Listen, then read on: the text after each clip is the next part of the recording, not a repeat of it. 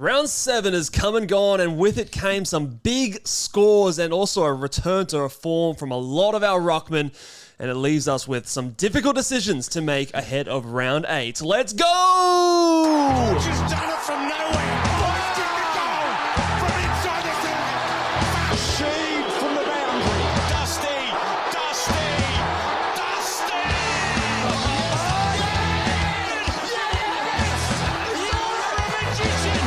Petracca. The legend becomes immortal. G'day and welcome again to the Ball Boys AFL Fantasy Podcast. I'm your host, Mitch Casey, and you can find me on Twitter at Ball Boys Fantasy. And I am joined by the superior ball boy, the superior coach, Luke, coach of the Oxlongs. How are you, mate? Good, mate. I'm feeling good. The rank is healthier than it's ever been. So I've been on the right end of a few sliding doors moments that you've pretty much been on the wrong end of. So do you want to lead off with your big stat that you've been working on? Or? I wasn't actually going to put that on the podcast because I think people would think I'm complaining a bit, but, you know, that's not my style, man.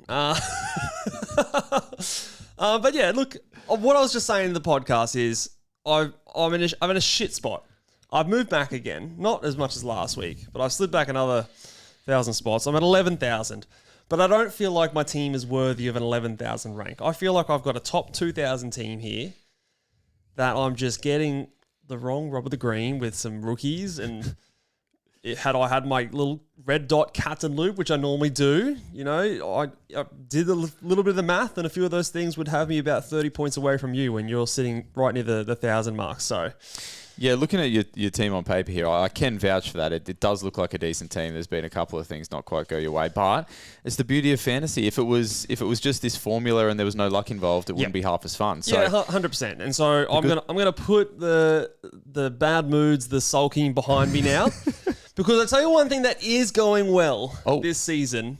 Tell me more. Is my advice. I think it's going well. The captains, the big boys, stood up in a big way. The number one captain pigger in the entire land last week, Luke. So the big boys stood up. Number one trade targets in Dacos and Petracca last couple of weeks. So we're going. Yeah, all right. Well, mate, you know I subscribe to your advice, and I'm doing all right. And so are a lot of the members on the Patreon as well. So if you haven't gone and checked out the Ball Boys Patreon, make sure you get over there and do that as well. I think at the moment we've got like close to 40 coaches in the top 1,000. Oh, so, hell yeah. It's looking pretty good. Hell yeah, that's awesome to hear.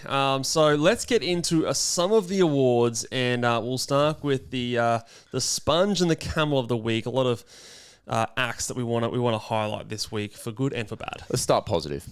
Who lives in a pineapple under the sea? SpongeBob SquarePants! Absorbent and yellow and porous is he. SpongeBob SquarePants! Who was absorbent and yellow and porous this week, Mitch? Well, we're gonna split the award into a duo of two players that played in the same game, but not in the same AFL team, but yes, in the same fantasy team, because there was at least 3 times I counted that Nick Dacos burst from the pack, +3, kicked it to his teammates. And I'm not talking about his Collingwood teammates. I'm talking about his fantasy teammates. And Zach Reed combined for at least 3 +6s that I could count. Probably more that I stopped counting. It's good. What do they say? Like, naming a more iconic duo. These two. There was Zach a patch, Reed and Nick Dacos. There was a patch there at it might have been at the start of the third or something, where it's like Dacos' first 2 disposals just on the titties of Reed, and he just hit him snaffled lace out. them. No dramas. So Thank you very much. We were frothing it. So that's spongy behaviour when you've got players on opposing teams working together. It's good to know that Nicky Dacos is really, you know, taking the young fella under his wing and, you know, just helping him along and,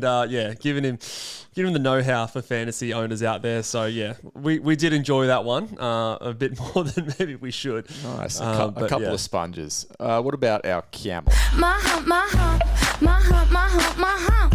My hump, my hump, my hump. You ever going to get in on the popping and locking with me? Yeah, I don't have the music in my ears, so I can't quite, the rhythm would be off. So anyway, that's why. I reckon we could give this to a coach nearly every freaking week, but we are going to give it to, I think Max Gawn also deserves it, but also Goodwin for, you know, I don't know who said it or who came up with it, or, you know, if Max said he was sore, he had an awesome score, 138, but he sat the last 12 minutes of that game. And I don't care how well you scored. That is Camel behavior. That is quenched. We want people getting more points, dominating, putting the foot down. Now, selfishly, I'm happy that it happened. Oh, we were kissed. That was a guaranteed 150 plus. That was 100% a 150, maybe a 160 coming our way. And a lot of people had the VC very wisely too. He was the number one big boy. He was. But if you're going to just drop a 12-minute patch on the bench, that's going to earn you the Camel of the Week. Yeah, nobody's safe. No one is safe. I don't care if you're close to the number one scoring player for the week. You show Camel tendencies, we'll point it out. And Max... huge Camel tendencies. Get rid of those humps, Maxi boy. Here. So let's go on to the Bogs and Flogs for this one here. And the winner of the Norm Smith medal. You're an embarrassment to what you do, mate. You're an embarrassment.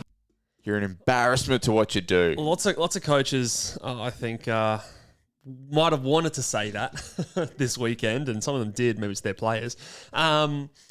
Let's start with Melbourne versus Richmond. I'm going to give the best on ground. I'm not going to give it to Max because after his Camel behaviour, he doesn't deserve that. I'm going to give it to Jake Bowie and all the kissed owners that have Jake Bowie in their side. Nothing could ever be a good pick if we missed it. It's kissed. No, it's kissed. It's absolutely kissed. You can't tell me a little redhead like Jake Bowie is running around getting 120s. Hey, not going to play the Tigs every week. And I think, what is it? Melbourne are averaging like 118 marks over the last 2 weeks. Yeah, they've had a good stretch of games, especially for their defenders. So this, I'm hoping, will dry up. Maybe there's some wishful thinking there. But the flog in this one is Jack Viney, because not only is he making us think, but he's also tagging some of our popular players. So especially... specifically Caleb Sarong last week and Timmy Taranto this past week. So you have a look, and Viney's numbers are going up, his CBAs, his TOG going up, but it's just because he's occupying a spot there to glove people. So we don't like that. But what do we got in the Collingwood Essendon Anzac Day game? I just want to give a shout out. Jake Bowie, 109 average his last 3 games, which is impressive. Absolutely absurd. Collingwood versus Essendon. I'm going to give it to the other Dacos, Josh Dacos, and I'm giving it here because he rewarded the faith that I showed in him. I sort of said, there's going to be a ceiling score coming. We haven't seen it yet, but he put it on display, and he was the better Dacos in the first half last week. He was absolutely racking up the pill and put up a big 119, 1 point shy of his brother. So definitely going to give him some love for the defender, Dacos. That is definitely someone we'll talk about later for the trade targets. Nick Martin was the culprit of some floggery on the weekend. He has this way about him where when you're watching the game, you feel like he's everywhere. And then in some instances, he's not everywhere because a mid-70s score is not going to get it done for a guy that people were considering with his DPP as being a trade-in target. So bit lazy on the weekend. Only 85% TOG. Oh, compared to his normal 100% TOG. That's straight up lazy, disgracefully lazy. It's probably Camel territory there, I would have thought. So, get on the field, Nick. What are you doing resting on the bench for all that time? Let's go to Freo versus Adelaide. Best on ground, and this is a selfish one. Jordan Dawson. Got a nice ton for his owners. That was good. You can't be unhappy about it. No, and he's sparing his owners from any risk of injuries because he just sat full forward. And, put his feet up. He had 100 points at 3/4 time and then 0 in the 4th quarter. So, look, if that was something similar, going into the last quarter, he ended up with a 130. That would have hurt my team even more. So, for my podcast, he gets the best on ground. Well done, Jordan. The flog, unfortunately, did hurt your team because the flog was Caleb Sarong. Caleb Sarong had 32 touches. This is outrageous. And managed to have 33 handballs in his 33 touches. Nearly. That is how handball happy Caleb Sarong was on the weekend. And 75. he didn't pair it with tackles or marks. So how do you have 32 touches and score 75? If Jordan Dawson has 32 touches, it's a 120. Like, no questions asked. Yeah. This Agreed. is it's killing me every single week. I'm regretting trading him in. Even the week I traded him in for the Richmond Tigers, he only scored 101. So far in my team, he's averaging 85, and that's just not good enough. Can we swap for this next game? I'll do the bog. Yeah, okay. I think you'll want to do the flog. Yeah, go the bog. St Kilda and the Lions.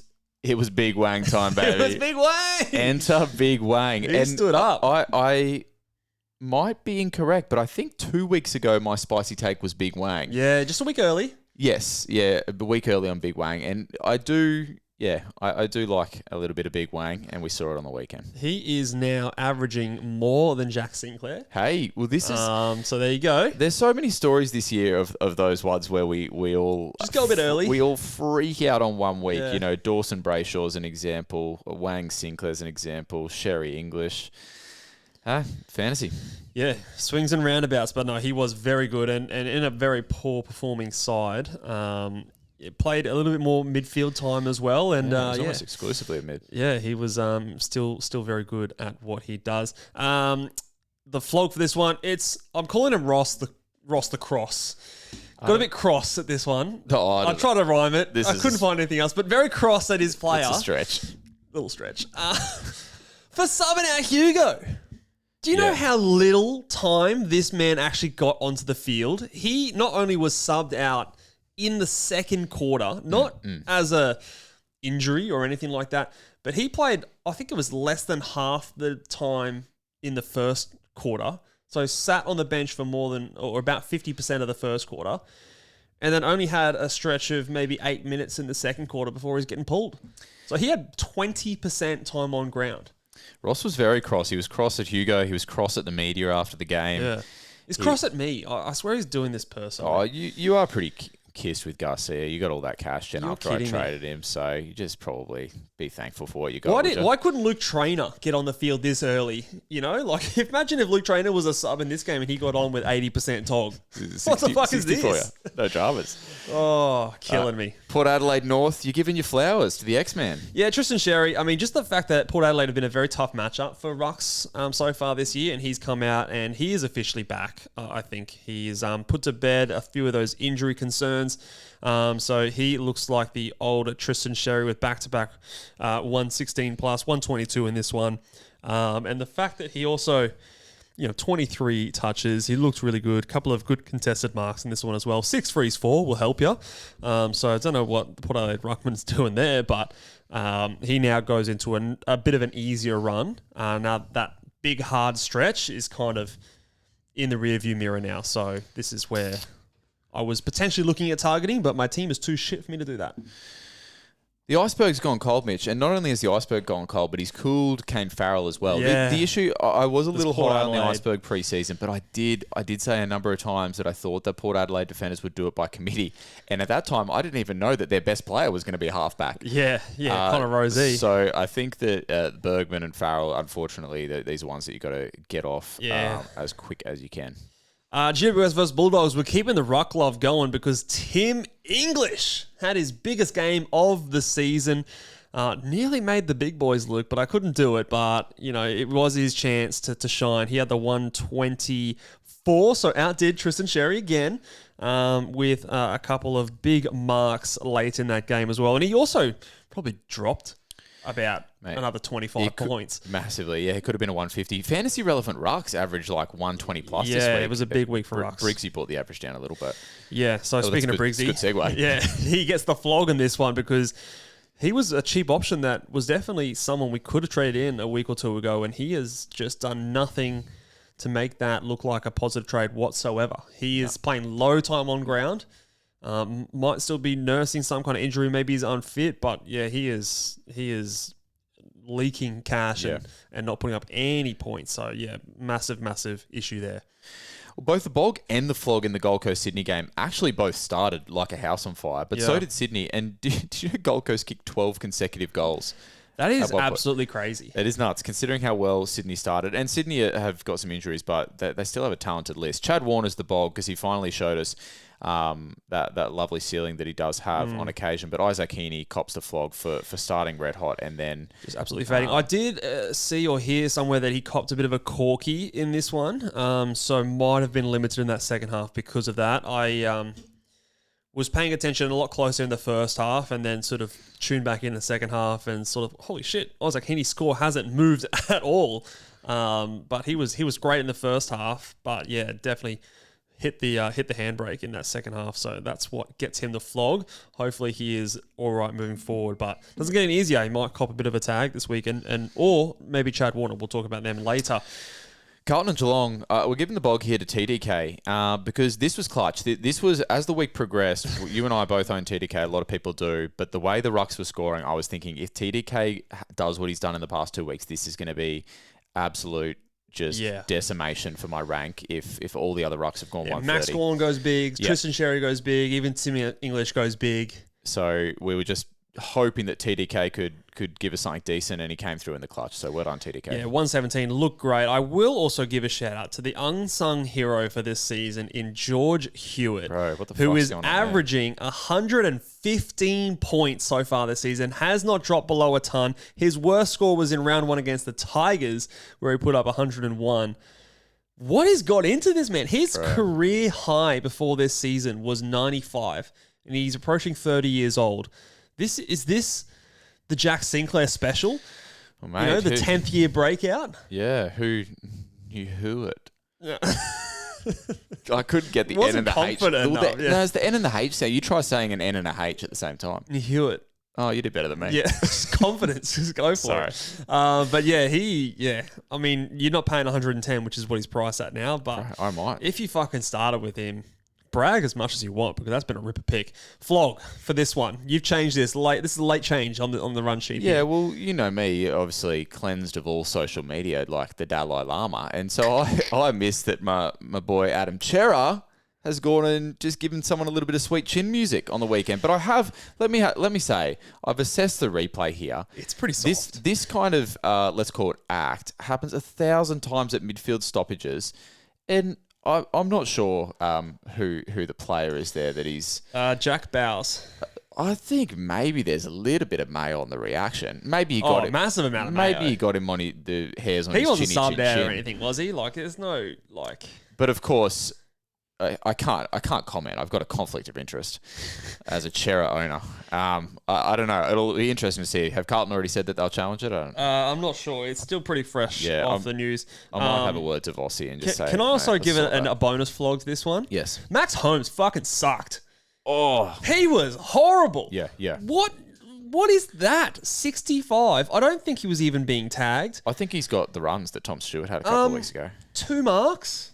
What is that? Geelong as a whole were horrible. But Sean Manor had a go. Bailey Smith had a go. He was up with the big boys. These guys spread for marks and got their tackles in. Max Holmes, I was down in the dumps. My team's sucking again. I thought, okay, look, if Max Holmes can at least bring it home strong here, he's a bit of a pod for me. And then he just goes and takes a dump on my field. And 65. It's just keeps on giving. Takes it down. Hawthorn on West Coast was... See, this is the exact kind of game that you want last in the round. I don't want to watch the late Sunday game. I want to get ready for work mentally, physically. And this was perfect because this game had nothing for me. There was really no fantasy relevance, I mean, was there? some people have, of course, Ryan Marriage. He went all right. 75 from 25 touches, you'd probably expect more from a halfback. The real news probably out of this one is Carl Amon was looking like a guy that was going to feast on Hawthorn's easy run, but not only did he miss the last quarter from a scoring perspective, but it now, I think he had a HIA assessment as well, which is not good. So I'll give the flog to injuries. Nobody gets the bog. I'm not giving it to Meekie, sorry. Yeah, no one's got Mickey. I mean, great for your draft team, but yeah, probably not a fantasy classic option. Let's dive into some strategy chat and some of the flogs or byproducts of flogs. There is a couple of players that let's assume Adam Chera is suspended for a game. Yes. I think there is a chance they do challenge it, but let's assume they are. What do we do with these types of players who, and again, it's a suspension and it's a concussion. So it's not like it's a hamstring and they're saying it's a week or a calf and they're going, oh yeah, he's 1 to 2 weeks. We're pretty certain that these players are going to miss just the 1 week. Are we trading them, holding them? And what if you had both of these players? Does that change your decision? What are your initial thoughts with these two players here, Luke? If you have both of them, it's very tough. When people are obviously adding premiums to their team every week to, I think, hold 2 premiums through that. If I was going to move one of them, I had to. I think it would be Adam Chera, especially if you've owned him all season. I'm going to say like he's done his job to an extent. He's made a bit of cash for you. He's scored in line with the premiums, maybe now's the time to get him to a big dog. At least with Carl Amon, if he misses a week, he's still got the back end of that really good run to come. And it's likely that you've only just traded Amon in. Yeah. That all depends on what you have to do in both lines as well. Obviously, we're talking defenders and midfielders here. The thing I want to talk about is what we get to have a look at this week before we potentially have to lock in a decision. Oh, yeah. A bit of Lupe fiasco. Correct. You know I love Lupe. The show goes on. I think he sung that. No, that's good. It was good. That was a good yeah. reference. Yeah. You want to sing a few bars for me? No. I thought about it, but no.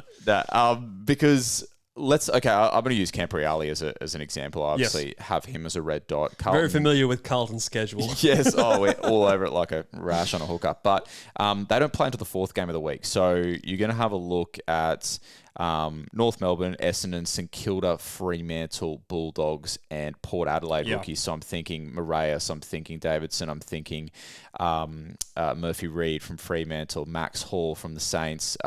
Garcia will definitely be there this week. I don't even know if you want to have a look at Finn O'Sullivan. I mean, I'm expecting Zach a Reed. Hugh Boxall to maybe put his name in the hat here and maybe Yes. get a game. So he could be a downgrade, and you might get a look at him. So on the Friday night. in a classic turn of events here, we actually seem to have a few rookie names that play before Fucking kissed, I tell you. potential red dot loops. So Even when you get injuries, you kissed. I've gone on a huge tangent here, but the reason is I think that's going to influence what I do if, let's say, if Achera is suspended, because if I can jag, a decent rookie score of 70 or something, maybe I just go, hey, let's keep upgrading. I would usually say if you've got a premium that you're happy with and there's not an issue to trade them out, that I am happy to hold them for a week. The logic here is that obviously you're doing an upgrade anyway, so I'm just going to pull numbers out of my ass here. But let's say you've got 17 premiums, and this week you're going to upgrade someone to get an 18th premium into your side. Okay, cool. You've now got 18 premiums for rookies. Had you sideways Adam Chera, you're going from a premium to premium, you're still left with... Sorry, you've got 17 premiums because Chera's on the bench. You sideways Chera, you still have 17 premiums because you've just sideways. So the same amount of premiums is there this week, but then next week when Adam Chera comes back, you go to 18 premiums, and then you're getting another upgrade, you go to 19 premiums. So the week after you go into 19 premiums, as opposed to the week after going to 18 premiums. This week, regardless if you upgrade or not, you're probably going to be stuck with 17 premiums on field. So it's going to hurt this week, but you're gonna be in a better spot next week if you hold them and trade them. I think the maybe other issue is maybe if you're short on cash and you don't have an upgrade you can get to, and the fact that Amon and Chera are not like top 6 players, like they're not top 8 players in the midfield, top 6 in defense. So maybe this is your ticket to one of those Uber premiums because they do have some more money on their head. So last year I did trade out a Matt Crouch. It was about this time last year, who was in a very similar spot to Adam Chera, because I wanted to get in a Sam Walsh who was going nuts at the time. So, and I think that proved to be a decent move, although Crouch did come back in and kept kind of doing his thing. So it depends on what else I could have done, but I don't think I could have afforded Walsh in that scenario last year, so I had to move on Crouch. What are your thoughts on that sort of train of thought and that logic there? Yeah, like I said, I'm very keen to see what my rookie options do, because just looking at my team here, like Reid, Moraes. Did I say so? I don't think the Sydney guys play. No, I think they're a bit late. They are a little bit later. But I'm going to get a fair look at a few rookies, but I'm probably leaning towards your way of thinking by way of making sure that I get back on level peggings with everyone 2 weeks from now by maybe taking a little hit. And you won't be alone. Like Adam Chera is very highly owned in the top 1,000, top 10,000. So you're not going to be taking a huge hit from like the masses on this one if he is to miss a week. And, a lot of people are going to be in the same boat, and it might just be the smart play for everyone who maybe does trade him out. You might actually get a leg up on those people next week, and in a roundabout way might be a better way to go about it. And plus you've got like someone like a Sanders sitting there who's got a fair bit of money on his head, so it's not that difficult for you to get a player like that to, the same player that you would trade a Chera to anyway. I think that maybe the different spot might be is if you've got like maybe you cash out a few of your rookies. the Davidsons and those sort of types, and now you're trying to get, I don't know, a Zach Reed up to a Harry Shisel or something like that. Like, that is a difficult trade to make. Or maybe you're trying to upgrade a Christian Moraes to a premium, and you're shopping in areas where you don't really feel comfortable. Then that might be a scenario where I might entertain doing a Chera instead. I think well summarised. What about players that are nursing injuries? So obviously the Iceberg has just been a shell of himself since he got injured a couple of weeks back. And then even a Tom Stewart, I think, did play out the game on the weekend. Yeah, but he's hobbled, man. And I think I've been wrong on Tom Stewart. I'm not sure he's going to return back to what we expect him to be. I think there's a few other players that have maybe stepped up. I think he'd be better than this, but the question is, do you trade these guys out as a matter of urgency ahead of rookies? I think for a couple of them, you definitely can. I think the issue is you contrast these guys to someone like a Tristan Sherry, who was carrying an injury, putting up 70s, and then all of a sudden 1 week it turns around. I think the difference here with some of these players is they're not top six. They're not best in the line anyway. So I don't think you need to have the same level of patience for these players than you do for someone like a Tristan Sherry, who's just in a league of his own when he's 100%, even though obviously he was giving you poor scores and plummeting in cash. I don't think the turnaround is going to be as sharp with these players. No, and the trouble with a guy like Tom Stewart as well, he's still got a reasonably high break even, but 2 of his next 3 matchups are Port Adelaide and GWS, which we know are just not friendly matchups just generally in fantasy as well. So it's not like you're kind of thinking, okay, well, if he's going to turn it around, the next 3 weeks is just a great opportunity for him. It's tough, but there's so much cash is just fallen away from him that you're not. It's been horrible luck. Yeah, it has been horrific. But I guess you just kind of treat him as one of those like uber fattened rookies now, or fattened mid prices that you're just trying to get up from. Yeah, hopefully. like I've been sort of keeping an eye on him as a trade in target, and I think I'm even falling off that, despite him getting even cheaper. I think I've definitely scaled my projection of him right back. I know the injuries have been a big part, but I also think a player like Lawson Humphreys is stepped up, and they're just maybe not as Tom Stewart centric as they have been in years gone past. He's so cheap now that if we do see some sort of drastic turnaround where we see just like, I was going to say the role come back. It's not like he's drastically different role, but if we just see something that we can't ignore and he turns around. It could be like a buy round play kind of thing. And because he's so cheap, it's not like you still could potentially get him at value, I guess is what I'm trying to say. Yeah, but if we get close to the buys and like we want to get him in just as a secure player in there to like carry us through the buy rounds, and I think that could definitely be a play. When do I think they've got a late buy, don't they? Yeah, they got the round 16. So the very last one. So that could definitely be one to keep an eye on close to that. But I don't think I'd be looking to trade him in within the next 2 to 3 weeks. I wouldn't have thought. I'd want to see a dramatic turnaround first. You mentioned buy rounds there, and they're creeping up. Yeah, getting closer. So where are we heading into round 8? I don't necessarily... 8, 9, 10, 11. 4 rounds. Yeah. And then the buys are upon us. It's an interesting discussion because you don't necessarily want to screw your team and screw your trade-in targets to necessarily fit a buy structure, but there does come a point where you need to just make sure that you're not kind of like overweight in certain areas. You want a reasonably even distribution coming into the buys. What did you say about my weight? Sorry, we're not allowed to talk about that anymore. The AFL's not about talking about weight. Since your rank's dropped, your weight's gone up. I'm binge eating it to cover up all my sadness. I think you definitely need to be taking into consideration your buy rounds. The good news is I think this year is going to be the easiest it's been ever, really, because there's 5 different buy rounds. So almost without even trying, a lot of us will have a pretty spread out buy round as it is. My philosophy has always just been to have as even a spread as I possibly can. I personally don't weight any buy round higher than another.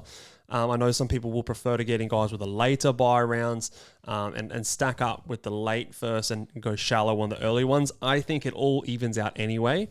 So if there's a target that's round 12 and they're at a good price and you don't have like an absolutely loaded line on round 12s, then go ahead and get that player. Like that's where people maybe will miss out on that if they have that mentality. But yeah, I think you're just trying to keep each line as even as you possibly can. I'm because there's 5 different buy rounds. I think a good rule of thumb is no more than 2 premiums on the one buy per line. in the forward line, we might have, Petracca and Rankin are both around 15s. Like Caleb Daniel and Horn Francis are both around 12. So I probably wouldn't want to add to that. But that's about it. I think it's not too difficult this year. One positional thing, TDK, English, Sherry, all round 12 buys. Yes. So there'll be people that have combinations. Is that just one of those ones? It's a bit tough, but you just not having a ruck in that round? Or? Yeah, I mean, this kind of almost leads into the next things, like the rucks. Like, all of our rucks went well this weekend. Yeah. I know that there was some sliding doors moments. Maybe some people went, a TDK to a Sherry or a Gorn on the weekend. And early on the weekend, it looks like it was a good move, but maybe a bit of opportunity cost gone missing. But I think eventually we're all going to want Sherry. I'm also watching Rowan Marshall because he's getting cheap too. I mean, I'm going to put Sherry as number 1. Is Gorn the clear 2 or? I mean, as it stands, it's hard to sort of make any judgments not based on the information that we have at hand, and Gorn's been killing it recently. It's Gorn TDK is the second highest averaging. Although I was wrapped with how TDK came out on the weekend and kind of saved us in the ruck line, it still just had that feeling of like, oh, this could be a little flash in the pan. Could we be back to 70s, 80s next week? Does have a tough matchup next week. Whereas the way that we felt about Big Gorney on was it Thursday night was just that guy just could not be stopped. So I feel like I'd be happier if I was a Gorn owner than a TDK owner at the moment. But like you said, it's the opportunity cost of pulling that trade. I don't think it's urgent enough for us to be trading our rucks if you have any of those 4 ruckmen. Yeah. Tom DeConey, Tim English, Tristan Sherry, Max Gorn. I think they're all absolutely fine to have. If you've got someone like Kieran Briggs, apologies. I don't know what you would do with that. Maybe you can maybe look at someone like a Rowan Marshall as a cheap alternative, and look to get some value there. But I am watching Rowan Marshall, who has the round 13 bye, as a bit of a differentiator there as well. But again, I'd probably be prioritizing getting my rookies off the field. So, speaking about getting players off, which is one of your preferred things. Yeah, love to do it. Let's chop some players from our side, and I have a big chopping knife for this first guy. Everybody was kung fu fighting. You go, see ya! You gone! Okay. Hugo Garcia is out of here. Get him out of my side. Oh, he's not coming back, is he?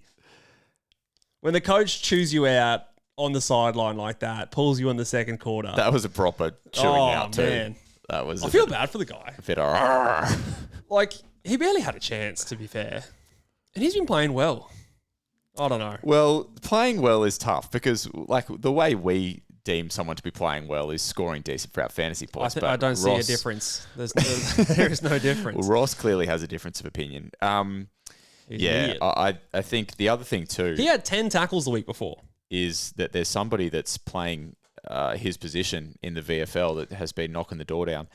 There's also another guy who is coming back from injury in maybe the Poussis. Yes, so I think Garcia might be in a bit of strife. Yeah, I think he's in a bit of trouble. So he's got to go. His break even's soared right up. That 20 is 76 break even. He is out of here. So he is the number 1 trade out player.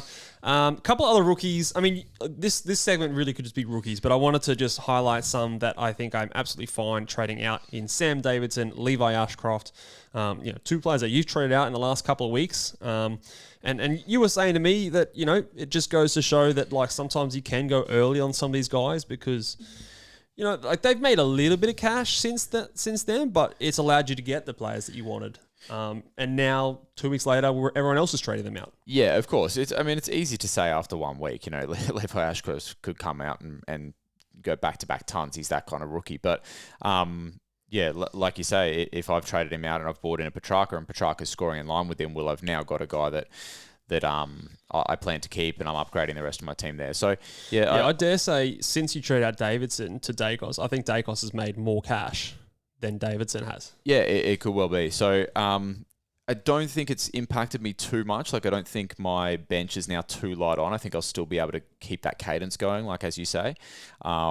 So I think that it's, don't fall in love with these guys. If it's what gets you to the guy that you want to bring in, then that's a winning play, I reckon. Yeah, and I think that's one of the things in the blueprint that I think has still stood up so far this year, and hopefully a lot of the people listening are getting the fruits of those decisions.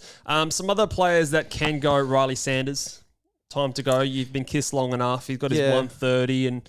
He's averaging 90 in his last 2 weeks. But listen, Riley Sanders was always the only reason I think a lot of coaches obviously ended up keeping him is he's 130 against the Saints. But had he done a 70 or an 80, he's coming into a GWS Port Adelaide 2-game run. We probably would have looked to trade him last week, to be fair.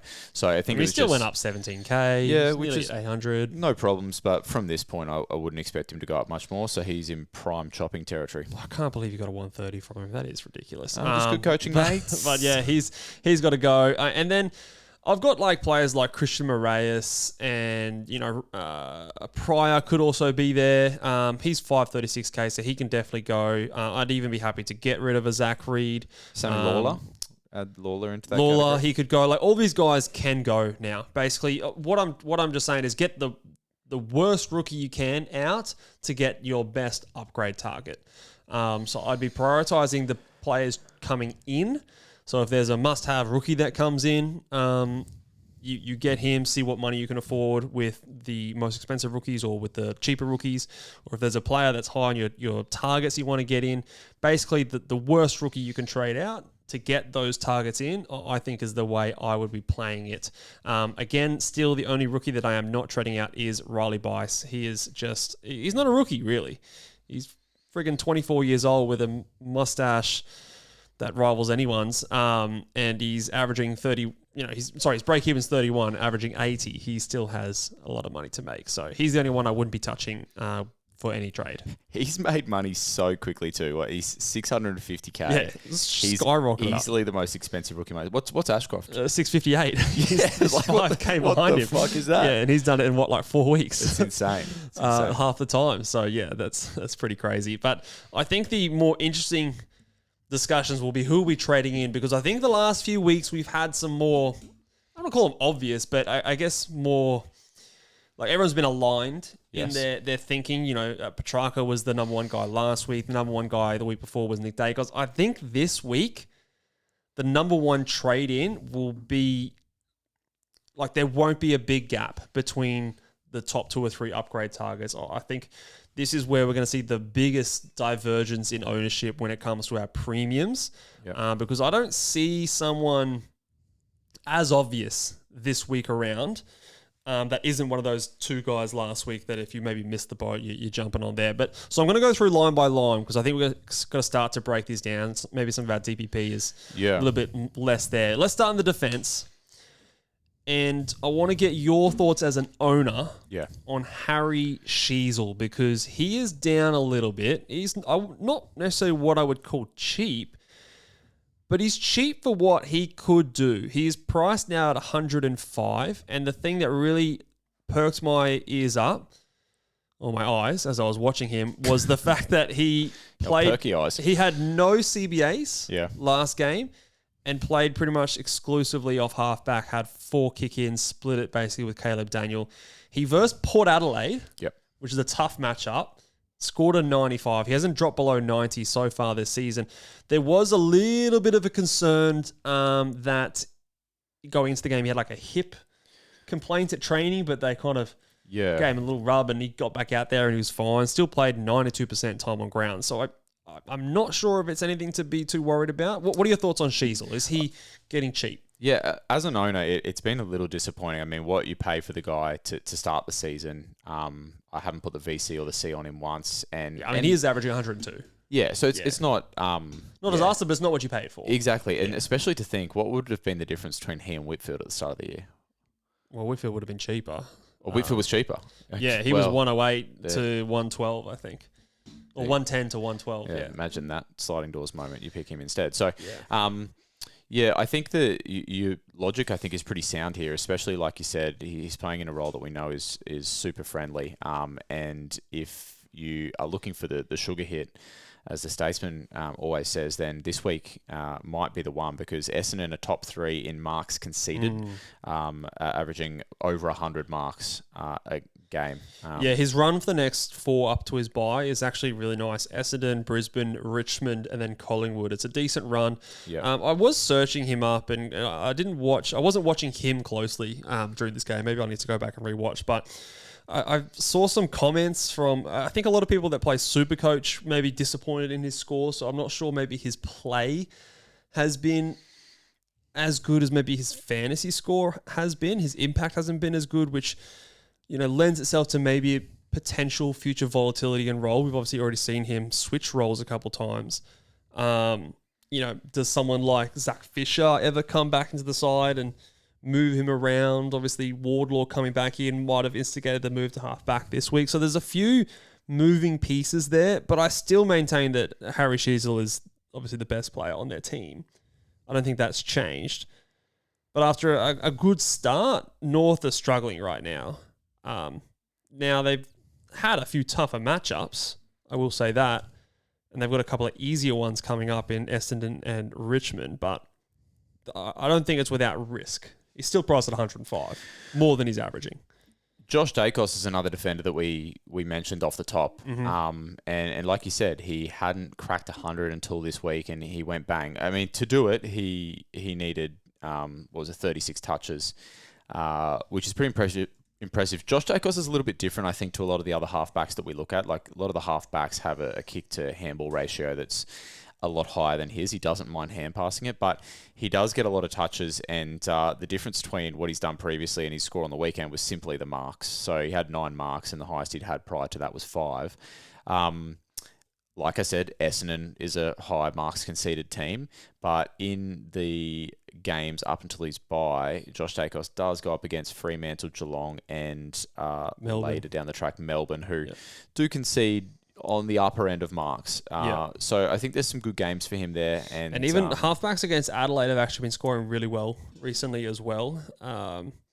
And then North and Hawthorn, orange matchups, but no red matchups. And he's already had a few of those as well. So, yeah, he's a guy that I think, like, he's averaged 95 as a winger before. Yeah. So and he's priced at 92. He's priced at 92, or just a shade over 92. So I think there's a little bit of meat on the bone regardless, with, I think, a potential upside. Like, there's a world, if you say from this point that Josh Dacos averages 100 points, I would not be surprised. I think it's a bullish projection, but I don't think it's an outrageous one.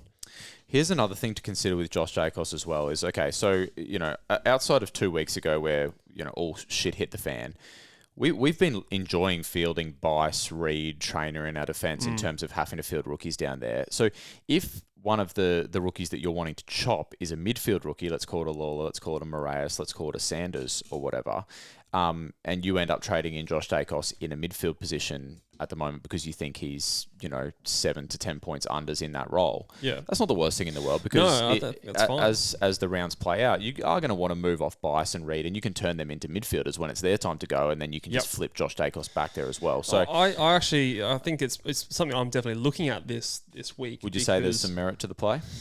No, he plays for Essendon. Nice. I think having that game plan is good because also some of us might have like a Hasty there that we can use to loop some options in our back line, and then you might still have another rookie on your midfield that you can loop with a Cambriali and those kind of things. So basically, depending on which rookies you're more confident in, will dictate what position you may be trading these guys to. About some midfield options for us. So trade targets. There's a couple options here that are cheap, but I don't know if they've shown enough yet. A lot of options which are good, but sort of priced where I think they should be. So the midfield's a bit trickier, I think, than the other two positions. So I want to get your thoughts on Noah Anderson, who has been very solid up until this last game where he did get tagged.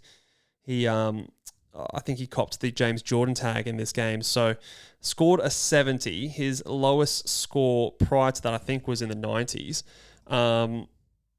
Now, his price has already moved, and he's got a high break-even. His break-even is 132, so you definitely could wait a week, but he is now priced at 103, I want to say.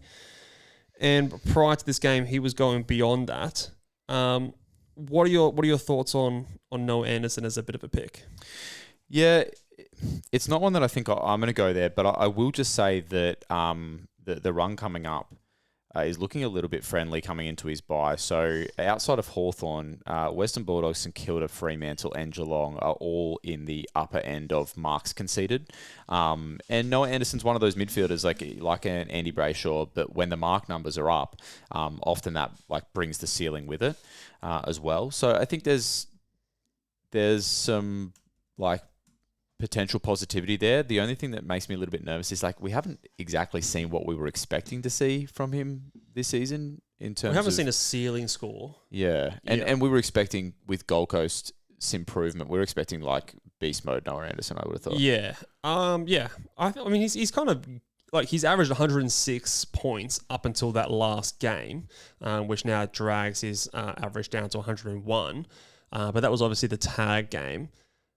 I just think that he is... I think that he is going to move himself into a very firm top 8 midfielder now. What if you had to put a number on his average for the rest of the season? Where do you think he would average? I think it's going to be more than what he's currently averaging. So I think there's upside there. What you said he's averaging, or he was averaging? Yeah, I think he could push a 108, 110 this year. Yeah, it's probably not a bad shout. I mentioned that the teams he's coming up against leading into the bye concede marks, but the other thing that they concede too are tackles. He's been tackling more, averaging 4 so far this year. And so if you read to me his games coming into his bye, have you got his matchups there leading into his bye? Yeah. So he's got Brisbane, Western Bulldogs, Hawthorn. Western Bulldogs, Hawthorn, both high in tackles conceded. St Kilda, Freo, and Geelong.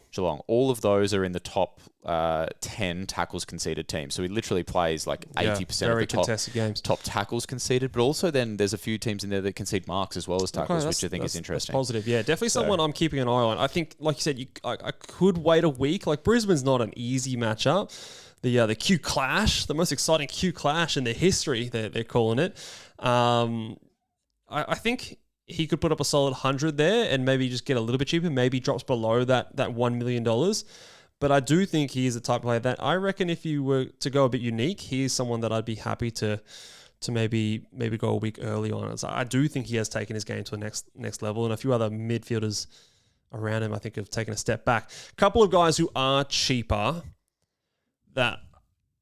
There's no denying that they're cheap, but I do wonder if this is like catching a falling knife. Isaac Heaney and Jack Steele, both in the low 900s. Heaney has actually dropped below 900,000. It is 898,000. So he is about that Christian Petracca level that he was last week. So around that 90 price tag. And Jack Steele is 932. So he's at about 93 price stat figure. Either of these two do enough for you in terms of I don't want to say legacy because Heaney's done it for one season, but we know he's a good player. Yeah, we do. I mean, the Heaney doing it for only one season probably works against him because then you start to build a case that maybe last season was a flash in the pan. The thing with Jack Steele too is that not only has he been poor, but we're starting to talk about, okay, well, Philippu's looking like he's waiting in the wings. Is that really going to help the case that you're making for Jack Steele? I don't particularly think so. We know these guys have pedigree, but like you say, sometimes, and Tom Stewart's a case of this as well, you kind of want to see at least a week of it, if not 2 weeks, where you go, okay, that's Jack Steele or that's Isaac Heaney. I also think that Jack Steele might still be not 100%. First couple of games, he had that 77 where they got belted by Adelaide, and then he had the 114 against Geelong, and you go, okay, cool, that's a game that Jack Steele, and then he missed the 2 weeks with that knee injury. He was that late out. And then he's come back and his time on ground is 73%, 65% the week before against the Bulldogs, then 80%. So there's a chance that he's still maybe not 100%. So he is a guy that it can turn around quickly though. Like a Tristan Sherry, I'll be definitely keeping an eye on a Jack Steele. He's not a this week play for me. What have his tackles been like? That's where he gets his... like he had that 13 tackle game against Geelong, 6 against 5, 4, 6. Like that's low for him. Like he's normally 7, 8. Yeah. Yeah, and when he's scoring well, the marks are there too, a little bit. 0 against Brisbane. It's not going to cut it, is it? 29 touches, but 0 marks. High of 80% time on ground, I think is probably the most alarming stat for him. So I would want to see that TOG come up as well as the scoring first. I think Heaney, I'm the more bullish on turning it around immediately. However, it's probably not this week against the Giants. Although they're probably tagging Chad Warner first, right? It doesn't matter. Heaney hasn't been tagged, as much this year at all, I don't think. And he looked like he was back in that first half, wasn't he? Yeah, he did. But are you going to trade him in off a half a footy against the Giants? After this week, their run is very nice. Essendon, Carlton, Melbourne, Adelaide, Richmond. It's a nice stretch of games. So, again, maybe one not for this week, but definitely I could be ready to jump on him as early as the week after against Essendon, because I think attention is going to go more to Chad's way, and he's playing the same role. He's doing the exact same role, and I think how good Heaney looked last year, that doesn't just go away, in my opinion. Sydney, I think, have got some things going on. They're not the same Sydney. No, don't underestimate that too. But he's priced at 90, and if he goes poor again, he'll be priced at like 86. Yeah, it's getting too cheap to ignore. While we're talking Sydney, let's start talking forwards, and we'll talk his teammate Chad Warner, because this guy, I think, given that we've now seen a week and his break even is now more achievable, the fact that we can pick him up as a forward is pretty special as well. I do see him as like more impact over scoring, a bit like Horn Francis, but you think he might be too cheap to ignore? Yeah, well, last 2 seasons, he's basically gone 93 back-to-back years. He's priced at 85 now. Yeah, or 86. So he's like 7 points unders. He's got his money, man. He's cruising. He's got his money. He's cruising. He's happy. The thing that I would put a flag on is I would bet any money gets tagged this week. So this is the thing. Do you trade him in? Is this the Nick Dacos thing where we'll get spooked by the tag and don't trade him in? He goes big and his price comes up. Because I think, like I said, with Heaney, after this week, it's a really great run. So he's not Nick Dacos. I think that the logic was there with Dacos. People who traded him in, no problems. You got the score. But I don't think Chad Warner. If Chad Warner gets Toby Bedford tagged, he's not scoring. 85. Okay, his break even's lower, but he's not scoring much more than a ton, and I don't think that's a huge difference. Yeah, so I think you could go this week if you maybe have another target next week and you want to make sure you maybe get both of those players. So you could go Chad Warner this week. To me, he's a next week play, just because I'm fearful of that tag coming from Bedford this week. But definitely is cheap.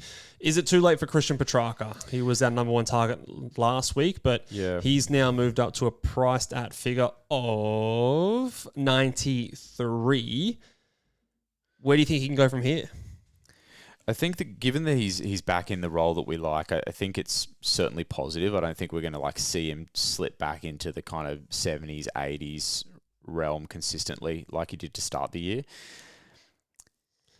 West Coast Eagles this week, so you would anticipate that whether he plays a little bit of time forward midfield, you'd anticipate it being a good matchup. Yeah. But then he goes Hawthorn, Brisbane, Sydney, which is not fantastic. But I think in the role and the fact that Melbourne are playing for everything at this point in the season. It's not like they're coasting. It's not like they can rest guys. It's not like they're in a luxurious position. I think that he's going to still hopefully have a really high floor for us over those weeks. But it does feel a little bit sucky to be trading him in now after he's just gone Essendon, Freo, Richmond. And you're potentially only going to get the one game against the Eagles. We've seen funny things happen against the Eagles this year too. We have, they've sometimes they promise so much, but then we just don't see those big scores. Yeah, sometimes it's like everyone gets a little bit, rather than like one player getting a lot. So I have the theory sometimes that some of the those really bad teams, it's actually the lesser players that fill up a little bit more than perhaps the big dogs, because they just kind of get out there. Hey, we've got the game. I'm cruising a little bit. I'll let the Jake Bowies. I'll let the Lloyd Meeks. I'll let the lesser names. Little drive-by. That was a drive-by. Cop that, Jake. Gotcha. Yeah, but no, I do see that, and then maybe just some of the thirsty gangsters out there that just love a stat.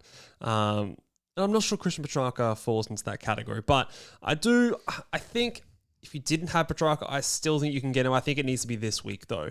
You've got to get at least a little piece of that run and I do still think he's probably going to be a top 6 forward. So I still think there's a bit of value there. I think there's a world where he averages 100 for the year and price at 93. That's still a good trade target. The last forward I want to mention here is Dylan Moore. Do you really want more? Scream it out loud. I was like, which song are you? I threw to you there, and I was wondering if you missed got it. Britney Spears. What's that other What? one? The Britney Spears. No. Give me more. Give me more. Give me more. give me more. But yeah, he did. How much CBA time did he have on the weekend? I'm just going to look that up right now. But Less. not more, less. Because he scored okay. I think he had like 4 CBS, maybe 8 CBS. 24%. Okay. Yeah, still not enough. But again, he's got another nice matchup as the Hawks have done. But they don't want to play him in the middle, which is completely understandable. He's probably he's likely one of the best half forwards in the game. You bring in Hustwaite to fill that Nash role. Price so no at problem. 75. Dylan Moore price at 75. Yeah, so your kind of argument is that if he just gets back to his best forward scoring, he still could be 15, 20 points unders. It's tough because he has put up some dirty scores. We have some good forward options in that last roll. Like he put up a 48 just a week ago. Yeah. He's averaging 72. I just cannot see a world where he continues to average below 80 for this season. So I think you've got a little bit of safety there, but there is also a world that he's now a step behind that top 6 because his role is volatile. He has done it in years gone past, but things just might not be falling his way this year in that role, which is hard to sustain. So I think he is cheap, but I think I'd want to see more. Sometimes the simple ones are the best. It's tough because he comes into Richmond and then Melbourne in 2 consecutive weeks. But by that logic, I mean, he just dropped a stinker against West Coast and it wasn't a stinker against 85. He didn't kick a goal. Oh no, he kicked 1 goal. But when you have a player match up against West Coast, that's a stinker because your expectation is sugar. Yeah, like and if that's the ceiling, then the average is maybe 10 points less than that, which is basically where he's priced at. So. With new DPPs, we have forward options that I think currently give us more promise potentially. I want to throw some other names that obviously I haven't mentioned there. Please do, Mitch. Throw just tell me some players that tickle your fancy. I'll run through some midfield options. Tom Green, Nick Dacos, Zach Butters, Jordan Dawson. Zach Butters always tickles my fancy. So Zach Butters is someone who is now priced at 108. He's come in and he's just gone bang straight away. How good is Zach Butters? 3 tons in his 4 games. Love that guy. Looking really, really nice. He's got the Dogs, Geelong, and Fremantle, and then the 4th game in that 4-game stretch to his bye is a showdown, which is like Zach Butters territory. Like, let's go. So of those players, Nick Dacos is the most expensive. Yeah, wow. I think Dawson and Dacos are the same price now.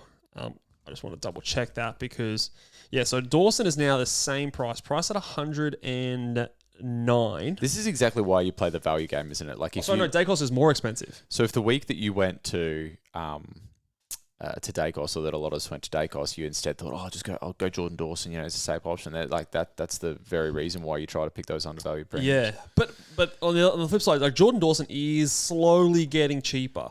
So if you got Dawson the same price as Brayshaw is, cheaper than Dacos, basically the same price as Zach Butters, are you going Dawson ahead of those kind of players? I'd love to have Jordan Dawson in my side. He to me is a clear top 3 or 4 mid. 103 is great for a player that you then look to trade in because you've just seen exactly what you want, and then the 4th quarter is just an out of the box. That's not happening. Like, there's a world where I see him coming up against Carlton. He could go massive. That is the perfect type of game for him. Yeah, showdown, then into Collingwood, West Coast. Couple of tags maybe in there. Sydney, I think, will definitely send Rowbottom to him. I still think by there's... round 14, Hawthorn should have Nash back. Imagine if I turned Riley Sanders into Jordan Dawson. Lick your lips. Yes. Or he's still cheap and he put up a disappointing score. I keep saying Tom Green every week. He hasn't. This is just.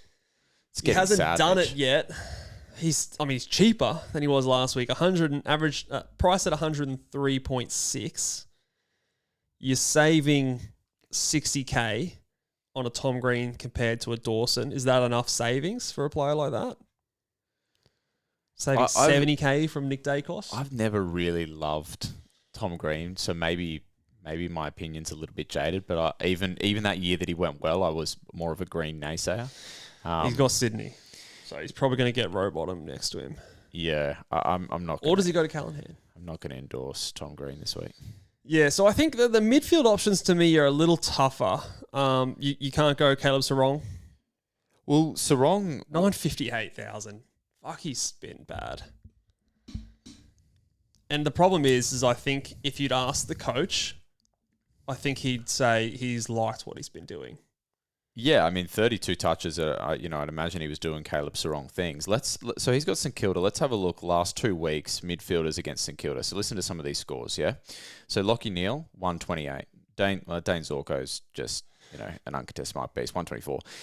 Zach Bailey's playing that high half forward role 120. Luggage 113. Dunkley 113. Will Ashcroft 108. So is Windhager not tagging anymore? Darcy Wilmot 108. Not that I saw on the weekend. And then let's go back 2 weeks because remember I watched the Bulldogs play the Saints.